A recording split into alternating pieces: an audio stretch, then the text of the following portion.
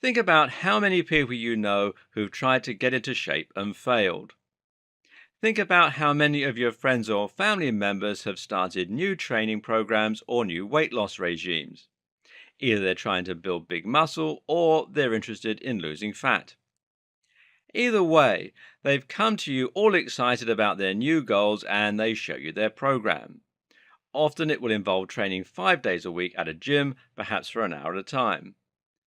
At the same time, this new training program is going to involve eating 500 fewer calories. How can it possibly fail? Well, I'll tell you how it fails. In fact, I'll tell you how it fails nearly every single time. The problem isn't that the training program isn't good. The problem is they don't stick at it.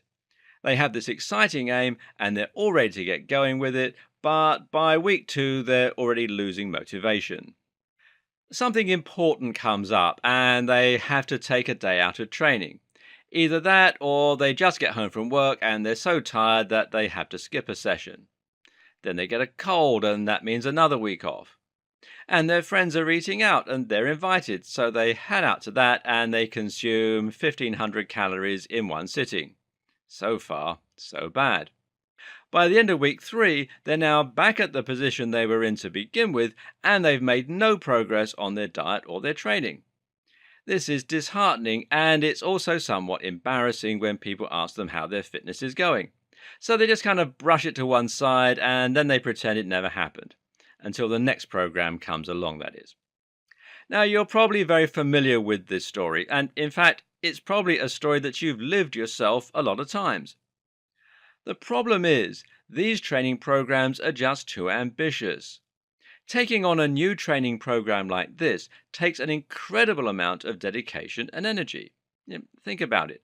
Right now, you probably feel like you don't have much time in your life. You probably feel rushed off your feet and you probably have very little energy when you get back in the evenings. This is why you're currently out of shape. It's not for lack of interest or for lack of trying. If it were easy to get into incredible shape, then you'd have done it already.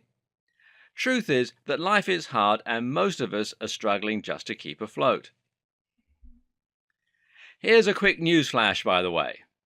Time isn't the problem.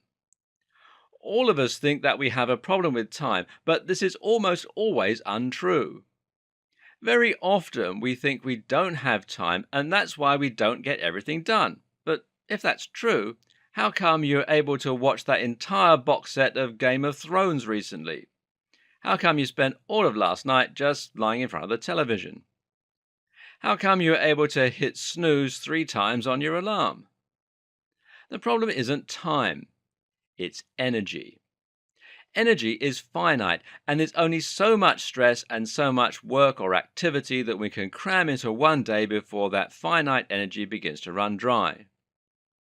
If you're already at your wit's end, if you're already exhausted and stressed, then what makes you think that you can add a workout to the end of your day that's an hour long?